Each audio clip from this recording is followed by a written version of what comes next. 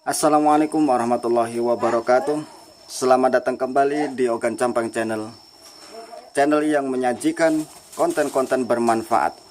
Namun sebelum lanjut pada video kali ini, terutama masuk ke dalam pembahasannya, saya ucapkan salam profit dan salam pemburu receh. Oke teman-teman, alangkah baiknya sebelum saya bahas apa yang akan saya sampaikan pada video kali ini, tentunya alangkah baiknya jika kalian meninggalkan subscribe kalian, like kalian, demi sebagai penyemangat saya untuk membuat konten-konten berikutnya, tentunya konten-konten yang bermanfaat. Oke, pada video kali ini saya tidak akan menjelaskan sebuah aplikasi penghasil uang, akan tetapi di video kali ini pun jika kita laksanakan, itu akan membuat kita menghasilkan pundi-pundi uang atau kita bisa profit. Apa itu? Ada beberapa permintaan dari teman-teman untuk membuat sebuah konten tentang bagaimana sih caranya membuat mie basah itu tetap kenyal, tetap awet, dan enak dipandang serta enak dimakan tanpa menyertakan bahan-bahan kimia yang tentunya tetap menggunakan bahan-bahan herbal, sehingga selain menyehatkan juga nikmat. Oke teman-teman, untuk kali ini akan saya tunjukkan dahulu bahan-bahannya agar kalian bisa menyediakan jika kalian berminat untuk membuatnya. Simak terus video ini dan jangan di skip-skip, karena setiap poin yang saya sampaikan itu sangat penting agar kalian tidak gagal paham, karena kebanyakan dari penonton itu selalu gagal paham karena menonton video sambil di skip-skip. Oke, bahan yang pertama adalah 1 kg gandum. Di sini saya menggunakan merek Mila. Untuk kalian yang ingin menggunakan merek lain juga boleh, seperti mungkin segitiga biru atau merek-merek yang lain, tidak masalah. Dan untuk kali ini saya mendemonstrasikan atau mencontohkan menggunakan gandum Mila ukuran 1 kg dan 1 buah telur. Ya, ini 1 buah telur serta 1 gelas air kunyit. Oke teman-teman, sebelum saya tunjukkan bagaimana cara membuatnya, kan saya jelaskan mengapa saya menggunakan kunyit. Secara fisika atau secara medis, kunyit adalah antibakteri yang berfungsi sebagai pengawet dan pewarna alami. Jadi di sini saya tidak menggunakan pewarna makanan atau pewarna-pewarna sintetis lainnya. Dan saya juga tidak menyertakan bahan pengawet kimia apapun atau sampai mencampur bahan sintetis lain seperti mungkin silikon atau karet-karet. Saya tidak menggunakan itu untuk pengenyalnya. Namun mie buatan saya ini akan tetap kenyal, tidak kalah kenyalnya dengan mie yang dicampur dengan bahan pengenyal seperti mungkin silikon dan lain sebagainya, seperti borak atau apalah itu, saya nggak ngerti. Yang jelas saya tidak memakainya. Dan 1 butir telur itu fungsinya agar ketika nanti mie basah kita masak itu cepat matang. Jadi ketika kalian berjualan itu pelanggan tidak perlu menunggu lama, dan rasanya pun akan sedikit lebih gurih dan manis. Itu perbedaannya menggunakan telur dan tidaknya. Dan di sini adalah 1 botol kecil air mineral. Saya sarankan untuk menggunakan air mentah ya teman-teman. Kenapa? Apa perbedaannya air mentah dan air matang? Baik, sesuai dengan pengetahuan saya, jika air matang itu molekul airnya sudah rusak, sedangkan air mentah molekul airnya masih utuh dan masih bagus. Sehingga efek untuk kesehatan para pengonsumsi makanan yang kita buat itu sangat bagus. Itu teori saya ya. Kalau teman-teman punya teori lain, itu silakan sertakan di komentar.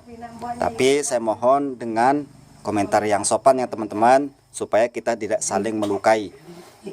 Dan satu baskom ini untuk mengadon ya teman-teman. Dan tidak lupa dan jangan ketinggalan juga ini tepung aci atau tepung tapioka. Tepung tapioka ini bukan untuk dicampur ya teman-teman, fungsinya untuk mengolesi adonan nanti ketika akan kita giling sehingga adonan tidak lengket. Dan ini alatnya, saya menggunakan penggiling dan press mini karena inilah yang punya. Kalau teman-teman punya yang lebih besar atau yang otomatis itu lebih bagus. Dan sini saya akan mengadonnya secara manual. Kenapa? Dan saya juga menyarankan kalau hanya untuk membuat kapasitas kecil, itu lebih baik kalian mengadonnya manual. Karena apa? Kita bisa mengukur kelembapan adonan kita. Jadi kelembapan itu bisa kita rasakan. Lain halnya kalau kita menggunakan kapasitas besar, kita mungkin tidak akan mampu mengadon dengan tangan atau manual. Kita harus menggunakan mesin pembantu, mungkin ya seperti molen lah dan lain sebagainya. Tetapi untuk kali ini saya contohkan mengadonnya dengan tangan. Oke teman-teman, tidak perlu panjang lebar saya menjelaskan, silakan disimak bagaimana cara pembuatannya. Untuk selanjutnya sudah saya tuangkan 1 kilogram gendum Mila ya. Gendum Mila. Kalau teman-teman mau menggunakan merek segitiga biru atau merek-merek yang lain juga silakan. Tergantung teman-teman seleranya yang mana. Untuk langkah kedua, tuangkan air kunyit 1 gelas. Dalam setiap 1 gram itu jangan kurang dan jangan lebih dari 1,5 gelas. Saya tidak menggunakan ukuran cc ya, karena banyak orang yang tidak paham dengan ukuran cc itu seberapa, nggak ngerti ya. Tapi kalau gelas, insya Allah kalian semua di rumah punya gelas. Jadi saya menggunakan ukuran gelas. Dalam 1 kilogram jangan lebih dan jangan kurang airnya itu 1,5 gelas. Nah ini yang pertama 1 gelas ya teman-teman, saya tuang. Oke, simak ya, silakan ditonton dan jangan di skip ya, biar nggak gagal paham. Untuk langkah kedua, kocok lepas telur ya. Oke. Kocok lepas dulu telurnya, oke, supaya kuning dan putihnya campur. Oke. Setelah itu tuangkan.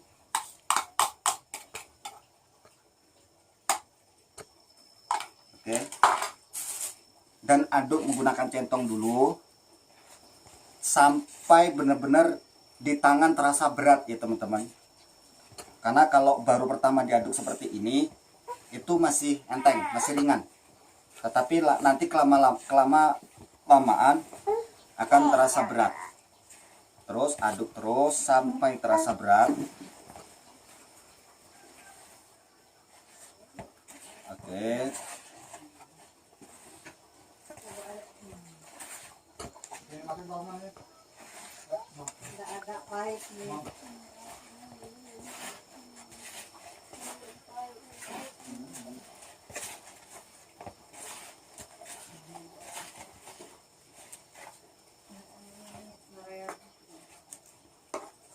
Untuk langkah kedua, tambahkan setengah gelas kembali air putih. Saya sarankan menggunakan air mentah ya teman-teman. Oke, kurang lebihnya seperti segini ya. Nih, segini kurang lebihnya.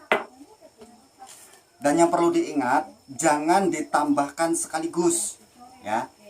Ditakutkan kelembapan gendum itu lebih lembab dari biasanya.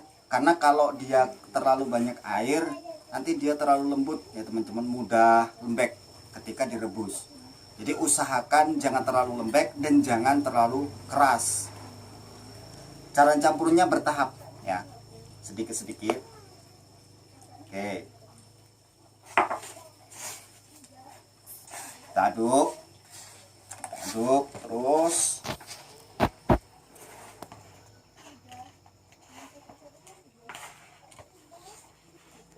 Oke, tambahkan lagi sedikit.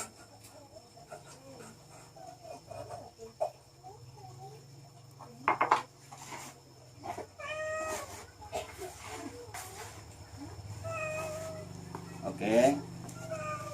Nah, kita terus tambahkan ini sampai 1 gelas ini habis. Kemudian kita adon sampai benar-benar kalis ya teman-teman. Sampai benar-benar kalis.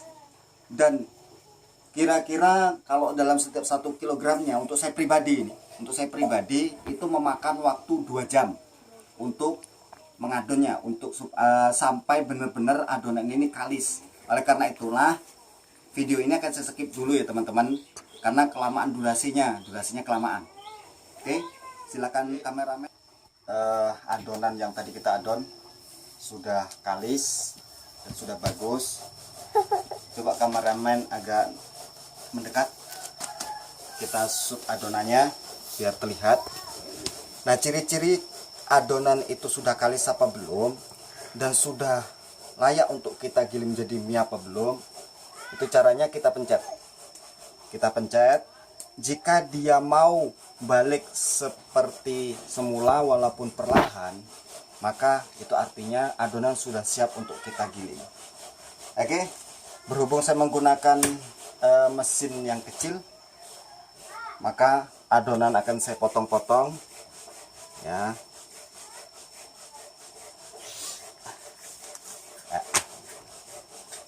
Mana warna tadi?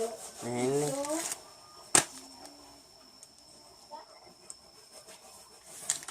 oke, adonan saya potong-potong untuk memudahkan saya mengepresnya dan menggilingnya, karena memang mesin yang saya gunakan mini ya teman-teman. Kalau teman-teman di rumah punya mesin yang agak besar, itu lebih bagus, lebih optimal ya, bisa membuat dengan kapasitas besar juga.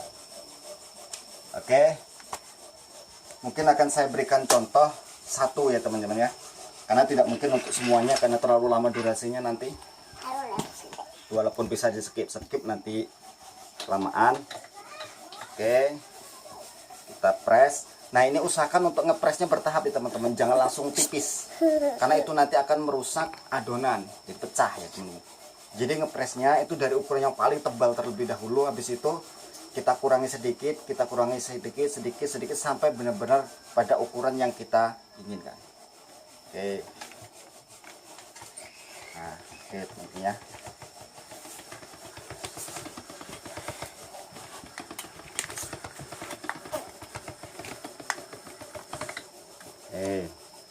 Nah, ini penampakan ketika dipres pada tahapan pertama. Kita turunkan lagi setelannya. Oke.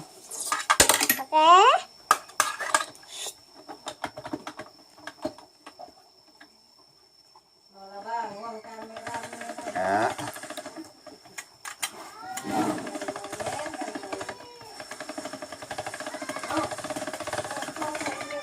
Nah, ini adalah setelan kedua. Namun sebelum masuk ke setelan kedua, teman-teman ya, kita olesi dulu dengan tepung aci. Ini fungsinya agar kadar air di dalam adonan ini dia sedikit kering, sehingga tidak menyebabkan mie nanti mudah rusak. Kadang ada mie yang baru sehari atau 2 hari sudah jamur atau sudah masam. Nah, itu karena kadar airnya masih terlalu banyak ya, teman-teman ya. Dan yang paling utama seperti bahan yang saya jelaskan tadi, gunakanlah kunyit. Itu adalah bahan pengawet alami tapi sangat bagus ya. Kemudian kita press kembali. Oke, kita press kembali.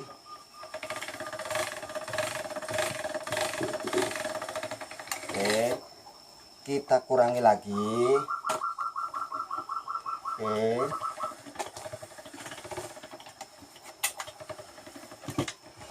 teman-teman ya, goyangnya gilingannya jangan heran karena mini ya. Kita kurangi lagi sampai benar-benar ukuran yang kita inginkan. Oke.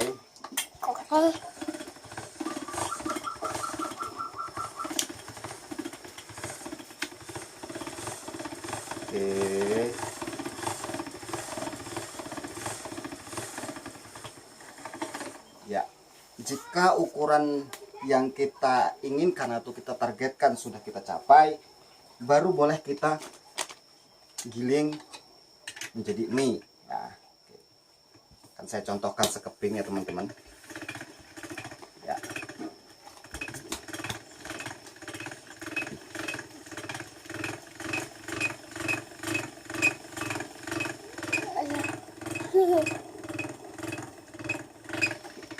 Iya. Nah, setelah menjadi mie seperti ini teman-teman ya. Nih dilihat cantik kan teman-teman? Nih, cantik. Oke. Itu artinya teori yang saya gunakan benar-benar bagus ya. Jadi nanti silahkan teman-teman ikuti sesuai dengan petunjuk saya tadi supaya hasilnya maksimal. Setelah itu kita taburi aci, fungsinya adalah agar mie tidak lengket. Oke. Nah, mie ini teman-teman ya, ini ada satu trik lagi bagi saya.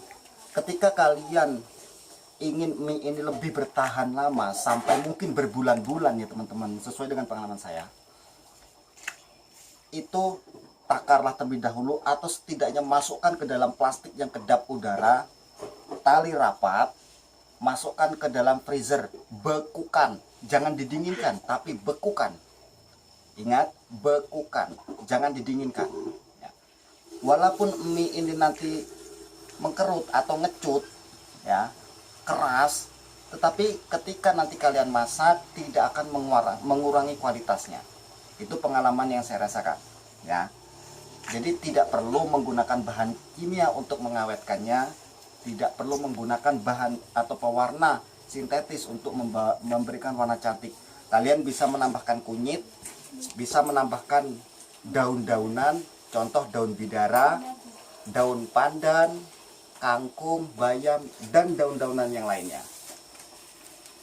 Oke teman-teman, saya rasa itu saja yang bisa saya jelaskan di video ini.